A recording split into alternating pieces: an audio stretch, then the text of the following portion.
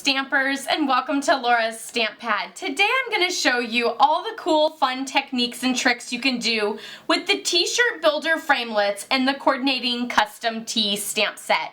Of course, you can bundle and save 10% whenever you purchase these together, and they are super fun to use together.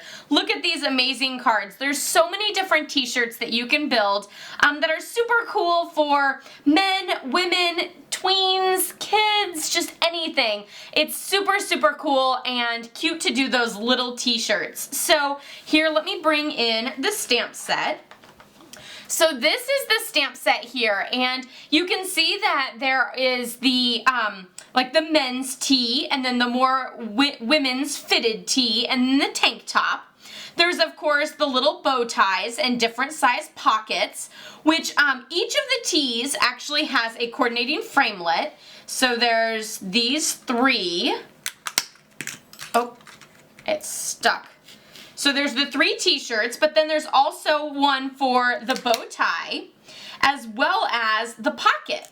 So you can make the pocket sort of pop and stand up a little bit and look a little more 3D. There's also the lines here that you can do as suspenders, which there's also the suspender if you wanted a different style suspender. So there's the suspender and the lines. The lines are for a button-down t-shirt, or a button-down shirt. I guess it's not a t-shirt anymore, unless you do a t-shirt with the little tuxedo pieces there. You can't tell me you've never seen one of those that says like, this is my fancy t-shirt. So of course there's the little button down, and then there's also the different collars. So there's also a framelit for the collar. So that's this little one here. And then for the little girl collar, there's the like ruffled edge, which is this one that also kind of looks like a mustache. Does anybody else see a mustache there? There's all the greetings, and then of course there's some buttons here, a tie, which there's also a framelit for. And then there's a fabulous flower, because, I mean, come on, what's a stamp set without a flower? And I don't own stamp sets without flowers, right? It seems like I don't, but I think I probably do. And then of course there's all these little collar pieces here to do like I did here, which I super, super love baseball tees that have the striped sleeves and then the color around the collar as well. So I loved that. And then of course there's those little stripes. All of these little fun, like simple greetings that are like the bride-to-be, birthday boy, good luck, and birthday girl, those actually fit on the little banners. So there's a banner border here, and then all those greetings go inside this little banner so that you can wear it as like a sash. So let's see. I die cut one of those around here somewhere to show. So here's the little sash that you can wear, and you can always place it, you know, from the upper corner of the shoulder, and it goes down. So you can see that it fits on there so perfectly for an amazing bachelorette party or bridal shower, anything like that. You could do the little bride-to-be, but then you could also do the birthday girl and boy and the good luck for graduation or anything like that. So super, super cute to be able to do that with the little banner. Of course, there's a little outside the box ways that you could use some of these images as backgrounds or flowers for, you know, another possible sample where you don't use t-shirts. Then this, does that not totally look like a paper airplane that you're getting ready to throw? So super, super fun. Then you could always use the little buttons to make it kind of look like there's like little puffs of smoke behind it. I got that fabulous trick from the amazing Rich Judkins from Stampin' Up. He is amazing. Love, love, love him. So okay, let's get started on how I did these cards. So we're going to push away those framelits, bring those back in. We're going to make this card today since Father's Day is around the corner, and I always struggle with man cards, so I'm always trying to come up with a good one. So I started with a Pear Pizzazz card base, and then I have a piece of Pacific Point. This measures 5 1/4 inches by 4 inches, and we're actually just going to take that bow tie, or not the bow tie, but the actual tie, and stamp the background in Pacific Point. So Pacific Point with Pacific Point, and I'm just going to ink that up And now, I know this could seem a little intimidating. I would just suggest don't start at the very top with a straight line, because then if you don't get it straight, then it's very obvious. So just sort of start along the edge there and then fill in. And so you're just gonna go like to both the left and the right. And you can go as close or as far apart as you wish. And it's okay if they're not perfectly straight. Whoop, that one's really not straight, but that's okay. So then we're just going to come in and do right there at the top and fill in between each one.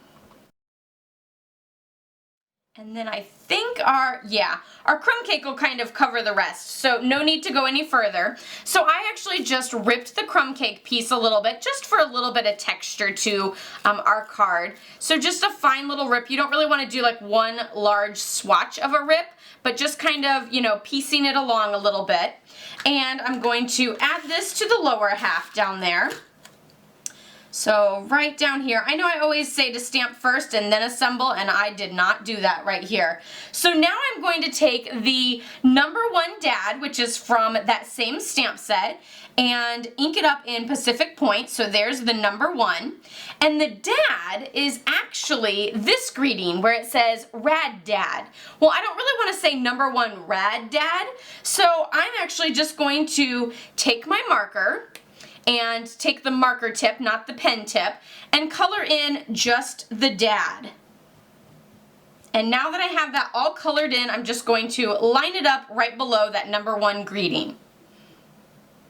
Perfect. Love, love, love it. I love that you can always omit things whenever you use your markers. So for the actual shirt here, I stamped the outline of the shirt in basic black onto Pear Pizzazz, and then I did the buttons down the center. And of course, if you don't get it centered, there's no problem with that, as you're going to cover up most of it with the collar and the not the bow tie. I keep wanting to call it a bow tie, and just the regular tie. So I'm going to go ahead and add that to our card here. And then, of course, for the little collar, I popped it up on a Stampin' Dimensional just to give it a little bit of texture. So we're just going to add that up top. And then I did also stamp in basic black the tie, not the bow tie. And I'm just going to take my marker and color in every other line here to make it striped with some Pacific Point. And then we'll add that to the project with some snail adhesive. And just kind of pop it up underneath that collar a little bit. Oop, little crooked. There we go. And then now this can go on to our card base. So here we have our card base, and we're just going to center that there in the middle. How fabulous is that? Super quick and simple, perfect for Father's Day or just any old day. We'll bring back in that original sample. So this one I stamped in Daffodil Delight, Pumpkin Pie, and Melon Mambo, and I stamped all over with that fabulous little happy stamper, and then did the t-shirt there with the stitched shapes framelits to do that square so I could get that awesome little dotted edge for the stitching, since it was with a t-shirt made of cotton. I just feel like the stitching kind of goes well with the whole t-shirt sort of theme going on here. So there's the 2 samples using the custom tee stamp set and the T-Shirt Builder Framelits. I hope you enjoyed this tutorial and got some inspiration on how to use each of the pieces in that stamp set, because I know it can seem a little overwhelming as to what piece goes where or why it's even in the stamp set, because you know, it's not always super obvious. So I hope you try it out yourself. Let me know which one your favorite is. Is it the boy card with the number 1 dad, or the happy stamper? Let me know in the comments below. Of course, I'll be posting pictures of these on my blog, laurastampad.com, so you can check those out there. Be sure to give this video a thumbs up if you liked it, and don't forget to subscribe if you're new, as I post every Tuesday and Thursday. Until next time, happy stamping. Bye-bye.